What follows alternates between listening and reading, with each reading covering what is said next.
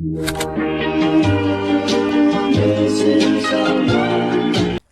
Guys, welcome back to another video. और आज के इस वीडियो में मैं ये फिक्सेटिव स्प्रे यूज़ करने वाला हूँ, जो कि एक चारकोल पेंसिल्स वाला फिक्सेटिव स्प्रे। और मैं एंड में रिव्यू दूंगा कि ये फिक्सेटिव स्प्रे काम करता है कि नहीं। और एक बात, अगर आप मुझे पहले से फॉलो करते तो आपने देखा होगा मैंने यही कंपनी का वार्निश पहले ही यूज़ किया था, एक वीडियो बनाया था। और अगर आपने देखा होगा तो आपको पता ही होगा वो वीडियो में क्या हो गया था। अगर आपने देखा नहीं तो मैं नीचे डिस्क्रिप्शन में लिंक दे दूंगा। तो आज वो नहीं, वो एक्चुअली ऑयल पेंट वाला वार्निश है फॉर ऑयल और एक्रेलिक पेंट्स, और ये है fixative for pastel and charcoal pencils. तो आज ये वाला ट्राई करके देखेंगे कि काम करता है कि नहीं। और ये फिक्सेटिव स्प्रे आपको कोई भी नॉर्मल स्टेशनरी शॉप या फिर ऑनलाइन मिल जाएगा, अमेजोन जैसे। लिंक मिला तो मैं डिस्क्रिप्शन में डाल दूंगा। और इसका प्राइस है 250 रुपीज़ फॉर 200 ml। अगर कोई अभी डिस्काउंट रहेगा तो सस्ते में भी मिल सकते हैं आपको, पर मैंने तो 250 में ही लिया था ये। अगर आप इसकी बॉटल देखें तो काफ़ी हैंडी बॉटल है, एकदम कर्व्ड है और बराबर हाथ में फिट होती है, ज़्यादा बड़ी नहीं और ज़्यादा छोटी भी नहीं है। और ऊपर आप देखें तो एक ऊपर नोज़ल स्प्रे दिया है जिससे आप स्प्रे करके मार सकते हैं ऐसे। तो अगर आप बॉटल पे ध्यान से देखोगे तो यहाँ पे लिखा है colourless finish for use on pastel, charcoal, pencil and chalk drawings. तो यही सब चीज़ों पे मैं ट्राई करूँगा। सबसे पहले चारकोल पेंसिल्स है मेरे पास, उस पर मैं रफ पेपर पे एक सैम्पल सबके लूँगा और फिर उस पर ये स्प्रे मार के ट्राई करूँगा कि वो वर्क करता है कि नहीं। तो चारकोल पेंसिल्स है मेरे पास, सॉफ्ट पेस्टल्स है, स्टेडलर वाटर कलर पेंसिल्स है, फिर नॉर्मल स्केचिंग पेंसिल्स है जो 2B 4B 6B आते हैं वो वाले, और चौक है। तो अभी सबसे पहले मैं ये सबको एक रफ शीट पे सैंपल लेता हूँ उनके, और फिर बाद में ये फिक्सेटिव स्प्रे उन पे ट्राई करूँगा। और अगर ये स्प्रे सारे रिप्रेजेंटेशन मटेरियल्स पे काम कर जाता है तो मैं एक एंड में एक रियल वर्ल्ड स्केच पे भी ये स्प्रे मार के ट्राई करूँगा कि रियल वर्ल्ड स्केच में एक्चुअली बहुत शेडिंग और होती है, तो उसमें भी ये काम करेगा कि नहीं। तो मैं रिप्रेजेंटेशन के लिए सबसे बेसिक पेपर जो आता है A4 और प्रिंटिंग पेपर, उस पर ही ट्राई करूँगा, क्योंकि इस पे काम किया तो कार्ट्रेज पे ऑफकोर्स काम ही करेगा वो। और मोस्ट ऑफ द पीपल इस पे ही ड्राइंग करते हैं। मैंने देखा है कि प्रिंटिंग शीट सबसे सस्ती आती तो इसको ही लेके ड्राइंग करते हैं। और तो सबसे पहले मैं ये चारकोल पेंसिल ट्राई करने वाला हूँ। तो ये पहले सबसे ऊपर चारकोल पेंसिल करूँगा।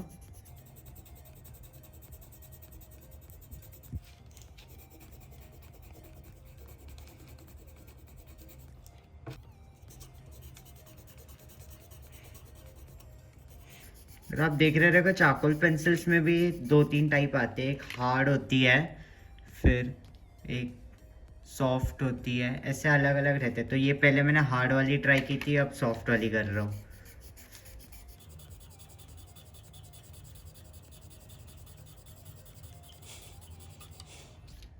तो चारकोल पेंसिल यूज़ करके हो गई है।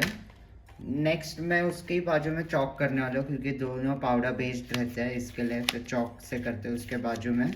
अब चॉक मेरे पास सिर्फ वाइट कलर के है तो वाइट पे ही ट्राई करने पड़ेगा, दूसरे कलर के चॉक्स है नहीं मेरे पास। तो ये इधर दिख रहा होगा। तो अभी बहुत पाउडर जैसे हो गई है, पर ये पाउडर मैं निकाल दूंगा क्योंकि मेन जो उसके ऊपर रह गया रेसिड्यू वो वर्क करने चाहिए।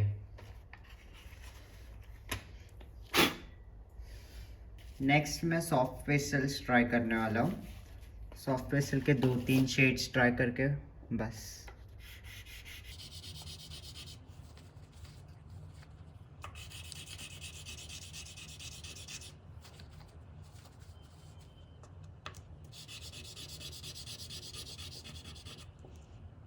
सॉफ्ट पेस्टल्स में भी आप देख सकते हैं थोड़ा पाउडर टाइप रह जाता है, वो भी मैं निकालने वाला हूँ क्योंकि वो पाउडर पे ऊपर नहीं चिपकेगा स्प्रे। तो ये चला गया। अब नेक्स्ट अपने नॉर्मल पेंसिल्स 2B 4B वाले। तो जो सबसे डार्क है 10B वो लूँगा, एक 6B लूँगा मैं, और अपनी नॉर्मल HB पेंसिल। तो ये तीन ट्राई करके देखेंगे और उस पर कैसे वर्क करता है। सबसे पहले स्टार्ट करता हूँ HB से।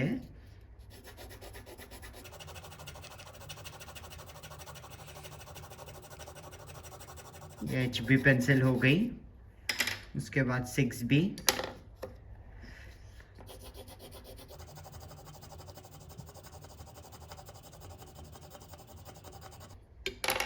और 10B।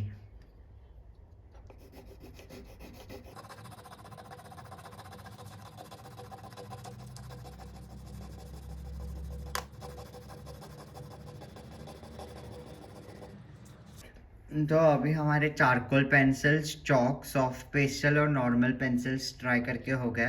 और अगर आप अभी देखोगे तो चारकोल पेंसिल पे हाथ घुमाए तो पूरा चारकोल हाथ पे आ जाएगा।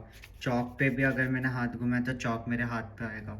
इवन सॉफ्ट पेस्टल्स पे उंगली घुमाई तो पूरा पाउडर पाउडर हाथ पे आता है। इस पे मोस्टली नहीं आएगा, इतना नहीं आएगा जितना चारकोल पेंसिल्स पे और आता है, पर आ तो जाता ही है थोड़ा तो यही काम रहता है फिक्सेटिव स्प्रे को रोकने का। अगर मैं इस पे स्प्रे किया तो ये ऐसे हाथ पे नेक्स्ट टाइम आनी नहीं चाहिए।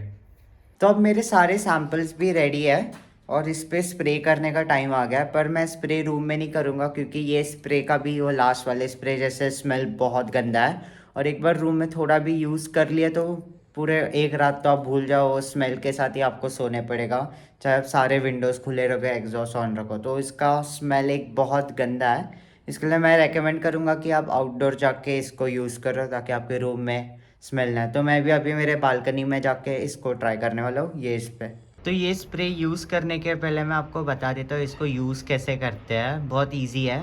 तो सबसे पहला रूल है, जो भी आप पेपर पे स्प्रे कर रहे हो उसको इंक्लाइन आप रखें, हॉरिजॉन्टल ना रखें, क्योंकि आप डाले तो एक जगह वो बहुत सेटल हो सकता है। इसके लिए आपको इंक्लाइन पकड़ना है उसको, और फिर 20 to 30 सेंटीमीटर दूर स्प्रे रख के उसको स्प्रे करना है। ज़्यादा भी क्लोज नहीं होकर स्प्रे करना है और ज़्यादा भी दूर होकर नहीं करना है। 20 to 30 सेंटीमीटर रिकमेंडेड है। तो ये मेरे सैम्पल्स रहे और अप्रॉक्सीमेट 20 to 30 सेंटीमीटर दूर से मैं स्प्रे करने वाला हूँ। एकदम इतना पास नहीं, अगर उतना दूर से हो रहा नहीं है तो थोड़ा आप क्लोज कर सकते हो, पर इतना क्लोज होके नहीं स्प्रे करना है। और जैसे ही मार रहा है आप देख सकते हैं पेपर थोड़ा ट्रांसपेरेंट होता है क्योंकि ये वाटर बेस्ड स्प्रे है। और 2 से 3 लेयर मेरे हिसाब से काफ़ी रह गए। और अभी इसको मैं भारी सूखने के लिए रखता हूँ, ऑलमोस्ट 10 to 15 मिनट्स में रखता हूँ। देखता हूँ 10-15 मिनट्स में होता है कि नहीं तो ज़्यादा टाइम लगा तो मैं आपको बोल दूँगा। तो अभी 10 to 15 मिनट्स हो गए और ये सारा सूख गया है। और अब मैं सारे पे हाथ लगा के ट्राई करूँगा कि पहले जैसे हाथ पे फिर से आ रहा है कि नहीं। तो सबसे पहले चारकोल, अब मैं पूरा रफ कर रहा हूँ पर कुछ मेरे फिंगर पे आ रहा नहीं है। फिर चौक में, चौक भी कुछ फिंगर्स पे आ रहा नहीं है। इवन पेस्टल्स और या नॉर्मल स्केचिंग पेंसिल्स कुछ हाथ पे नहीं। तो ये स्प्रे ज़रूर काम करता है। सिर्फ एक ही इसका कौन है, वो पेपर आप पहले देखा रहेगा थोड़ा प्लेन था पर अभी थोड़ा क्रम्बल्स आ गया है, मतलब फोल्ड्स और दिख के आते हैं क्योंकि ऑफकोर्स पेपर वेट हो रहा है तो उसके बाद सूखने के बाद थोड़े वो फोल्ड्स दिख के आएंगे। पर ये काम करता है। देखो चारकोल कितना हाथ पे आ रहा था, अभी कुछ नहीं आ रहा है हाथ पे। तो डेफिनेटली ये बहुत काम की चीज़ है जो लोग पेस्टल चारकोल या पेंसिल से जो स्केचेस बनाते हैं। तो ये स्प्रे तो सारे सैम्पल्स पे काम कर गया, पर अब टाइम है एक रियल वर्ल्ड स्केच पे ट्राई करने के लिए। तो ये स्केच मेरे एक फ्रेंड है, सीनियर आर्टिस्ट, उसने बनाया। उसका इंस्टाग्राम मैं डिस्क्रिप्शन में डाल दूंगा और आप देख भी सकते हो, उसके पोर्ट्रेट वर्क्स बहुत सही है।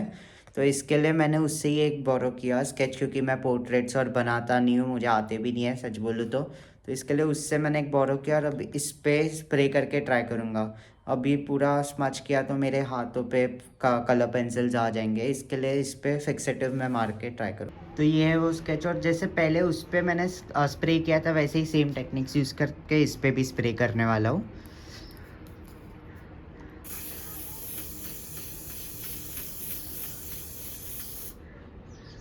और अभी इसको सूखने के लिए मैं रख देता हूँ, फिर से 10 to 15 मिनट्स में ये ड्राई हो जाएगा। तो अब ये सूख चुका और इस पे भी बहुत अच्छे से ये स्प्रे ने काम किया है, तो मुझे तो ये स्प्रे बहुत पसंद आएगा। अगर आप भी पेंसिल स्केचेस, चारकोल स्केचेस और करते रहोगे तो मैं डेफिनेटली रेकमेंड करूँगा ये वाला स्प्रे आप उसके ऊपर बाद में स्प्रे करो, क्योंकि उससे ही आपके स्केचेस प्रोटेक्टेड रहेंगे।